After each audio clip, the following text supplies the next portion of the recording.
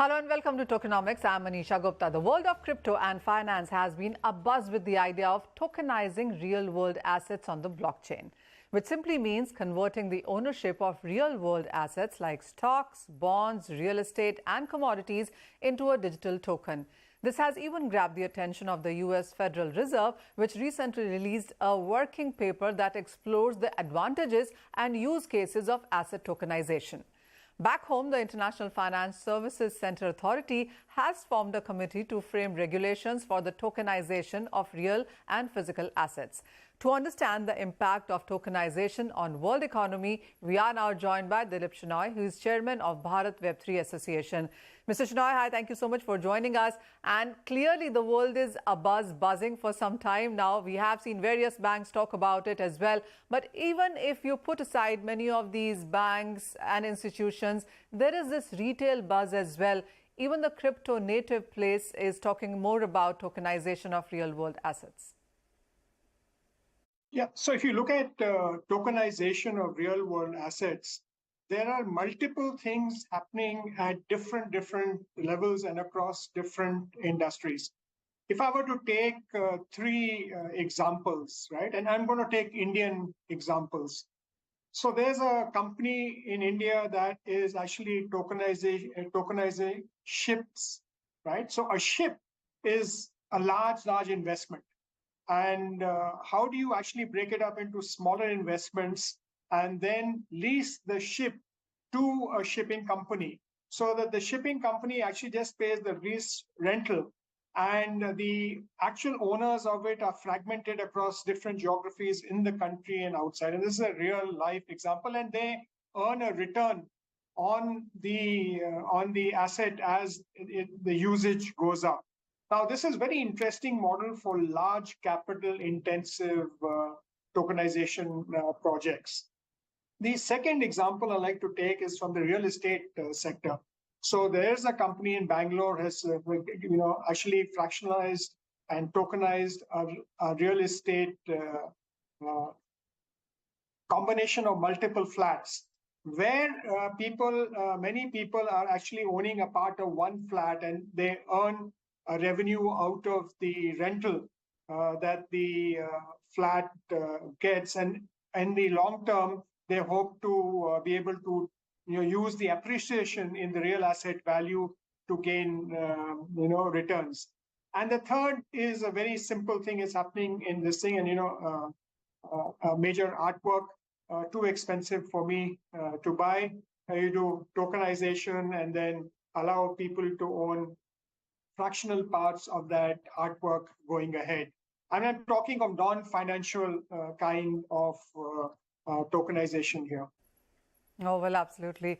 And there's just so much happening within the finance world as well. But, the US Fed paper also is exploring asset tokenization. According to you, as per your knowledge, how many countries or regulators, even banks, are looking at this when it comes to regulatory part? So if you look at the financial sector tokenization of different assets that you hold, I mean, there are about 8 countries, if I look at it, who have active programs in this space. And even in India, if you look at this coalition of banks that have got together to form that independent company to look at the use of blockchain within the sector, even they are exploring the idea of how do you tokenize securities. Because once you do that, it's very simple, to track and to be able to fractionalize assets and get many more participants in the whole ecosystem going ahead. So 8 countries are definitely looking at that. 2 have done pilots, right? And many more pilots are on the way. Japan is far ahead of, I think they've actually even allowed startups to issue tokens to raise money.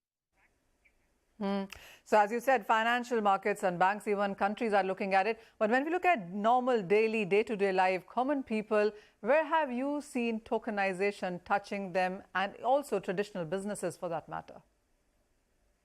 The real estate tokenization is one example where it is actually touched, let's say in Bangalore or in Kolkata, in India, it has touched the common man.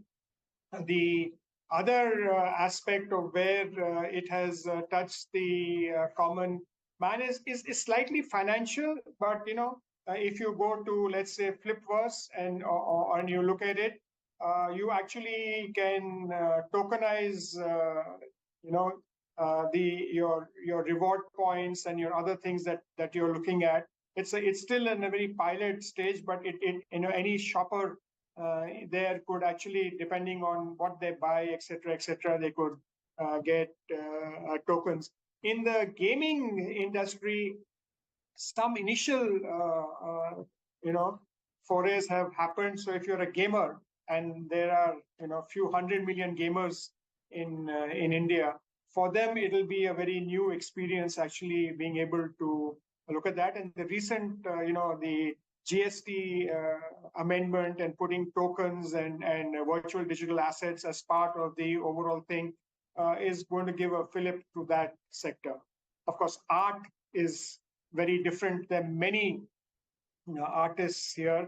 And if you were to take NFTs as tokens, and if you look at it, maybe it's currently restricted to 450 creators on a particular group called Fanstar, if I were to say, who are tokenizing their creations and ensuring that that people who view it or people who actually enjoy that can the whole payment, the system is on the chain, and you get a reward for the intellectual property that you have created. All right. This is all very exciting and interesting. And I also want to get to numbers now. And the Boston Consulting Group has estimated that tokenizing real-world assets could become a 16 trillion industry by 2030. How would you look at that? Where do you think that the major push or absorption or adoption will come from? So, Manisha, if you look at the number and what they have talked about, right?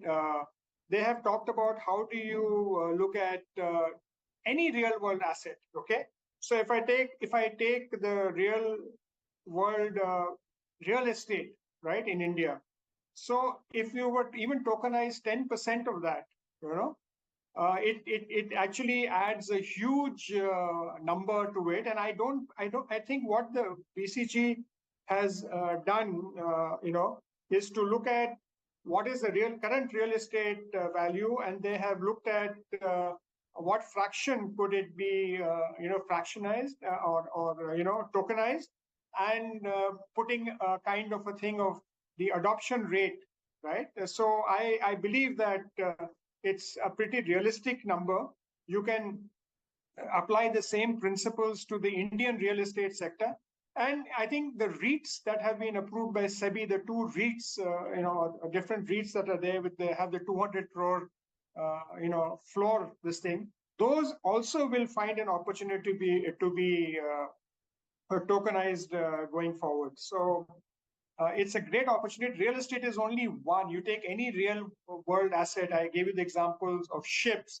It can be extended to cars. It can be extended to aeroplanes. It could be extended to any real world asset there going forward. So I don't think that the number which they have talked about is difficult to achieve, but the fraction will vary in different countries there. And this is very interesting. This possibly doesn't really face, if it's a non-financial kind of segment, it doesn't face any regulatory hurdles. You only need to get the process in place, because with real estate, the challenge is, is the title genuine, etc., etc. And that's what we are working with. VW is working with the Telangana government to create a whole process around that. While, of course, the various state governments in their own jurisdiction are working with a lot of things when it comes to blockchain and tokenization, but, the overall government doesn't really seem very comfortable. What is the attitude that you've seen from the regulators onto this one? Where do you see a gap that needs to be filled by the government? I think there are three different levels that India is operating on. And I think the first thing is a global level, where we are looking at how can we get a global consensus on different aspects of the regulation, including, under the FATF reporting entities, disclosure of, virtual digital assets held, et cetera, to look at preventing arbitrage, and people relocating in one different country versus another, versus India. So depending on regulatory arbitrage or tax arbitrage. So that's at the global level. And I think we will see some movement happening possibly in the second week of October when the central bank governors and others meet in Marrakesh. The second level is at the national level, where we have different regulations put in place, whether it is the one relating to the anti-money laundering or terrorism, which is everyone has become a reporting entity under the FIU. The second kind of regulation is disclosure and taxation levels of VDAs under the Income Tax Act, and that's a gray area. So a real estate kind of token, whether it falls under a VDA or whether it falls outside, that has to be clarified, and more or less it will be outside that. And then third, at the state level, where state governments, I gave the example of West Bengal, Telangana, in Karnataka, something also happening in Maharashtra, where people have tokenized assets and going ahead, and then the regulatory there's no actual regulatory challenge, but carving out a kind of space. It does not fall into the crypto or the cryptocurrency part of it. So at three different levels, we see regulation happening, but we believe that the taxation aspect on this has to be cleared.